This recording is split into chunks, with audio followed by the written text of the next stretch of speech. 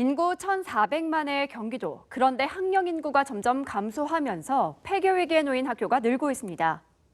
신도시는 학생들이 넘치지만 구도심과 외곽 지역은 학생들이 줄어드는 실정인데요. 지난해 도내에서는 포천, 금주초를 비롯한 3개의 학교가 문을 닫았습니다. 2020년 이후 3년간 폐교한 학교는 모두 9곳입니다. 폐교 위기의 학교도 점점 늘고 있습니다. 이런 가운데 학교들은 각자 살아남기 위한 자구책 마련에 지혜를 모으고 있습니다.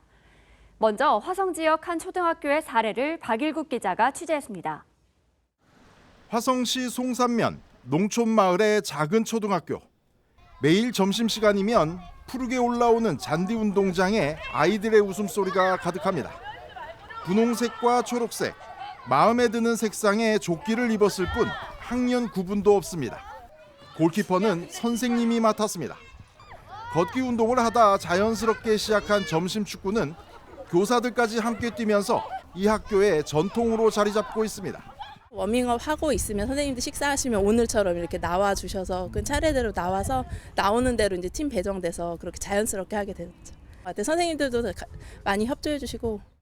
도시에서 온 학생들에겐 그동안 느낄 수 없었던 즐거움이 되기도 합니다.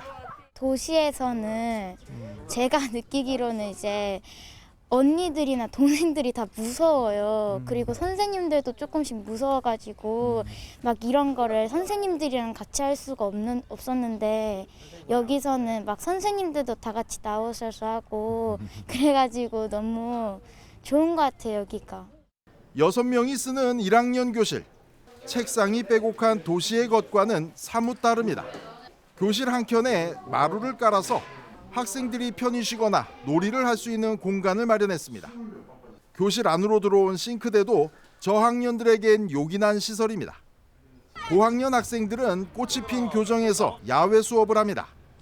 모든 학생들에게 지급되는 태블릿 PC를 이용해 자신만의 사진과 영상을 만듭니다. 정말 사람다운 냄새를 느낄 수 있고 저 아이 하나하나가 각자 자기의 이야기를 충분히 얘기할 수 있고 그런 감성을 키울 수 있는 곳이다. 그런 아이들을 정말 그릇을 넓히려고 한다면 우리 학교에 보내주시라. 그런 마음을 저는 항상 전달하고 있어요. 한때 폐교 위기에 몰렸던 이 학교는 세심하고 다양한 프로그램으로 도시와 차별화된 경쟁력을 쌓아가고 있습니다. 최근에는 도시에서 전학 오는 학생들이 하나둘 늘면서 수건이던 실내 체육관을 마련하고 건물 증축도 계획할 만큼 여유를 찾고 있습니다. 학업 성적에 초등학생도 우울증을 걱정하는 요즘 폐교 위기를 극복한 농촌학교가 학생과 학부모들의 새로운 선택지가 될지 관심입니다. BTV 뉴스 박일국입니다. 용인 백암에 자리한 장평초등학교는 폐교 위기를 벗어나기 위해 지자체, 병원과 힘을 합쳤습니다. 이른바 아토피 치유 학교인데요. 현장 취재 영상 함께 보시죠. 전교생이 다 함께 숲길을 걷습니다. 교실에선 보습제를 바르고 유기농 차를 마시며 담소를 나눈 뒤 수업이 시작됩니다. 텃밭도 가꾸고 그리고 뭐 화분 만들기나 생태 활동 등이 있어서 도시에서는 사실 자주 접하기 힘든 그런 활동들을 여기에서는 자주 경험하니까 그런 점들이 되게 좋은 것 같아요. 장평초등학교는 수업은 물론 시설 또한 자연과 연계한 아토피 치유학교로 운영되고 있습니다. 줄어드는 학생 수를 늘리기 위해 마련한 자구책입니다. 자연과 함께 어울려 놀다 보니까 교우관계 형성이라던가 올바른 인성 함양에는 굉장히 많은 도움이 되고 있습니다. 그런데 주변에 이제 의료기관이 없다 보니까 전문적인 그런 의료 지원을 받는 부분에 있어서는 많은 어려움을 느끼고 있습니다. 이 학교의 학생은 모두 30명. 자체 노력에 한계가 있는 상황에서 지자체와 병원이 함께 돕고 나섰습니다. 용인시와 세브란스 병원, 교육지원청이 협약을 맺고 아토피 치유를 위한 시설과 상담 등을 지원하기로 했습니다. 한 학교가 사라짐으로 인해서 그 학교에 다녀야 하는 학생들은 훨씬 원거리 통학을 해야 되고 학습을 하는데도 상당히 어려움을 겪게 됩니다. 그래서 가능한 소규모 학교를 일단 살려서 학생들이 보다 통학을 쉽게 하면서 공부를 제대로 할 수 있도록. 학원이 필요 없는 마산초등학교에 초대합니다. 화성 마산초등학교 홍보 전단입니다. 학부모와 주민들이 직접 이 전단지를 만들고 학교를 홍보하고 있다고 하는데요. 지역마다 초등학교를 살리려는 노력의 이유, 줄어드는 학생의 폐교 위기, 그에 따른 지역의 소멸까지 우려되기 때문입니다.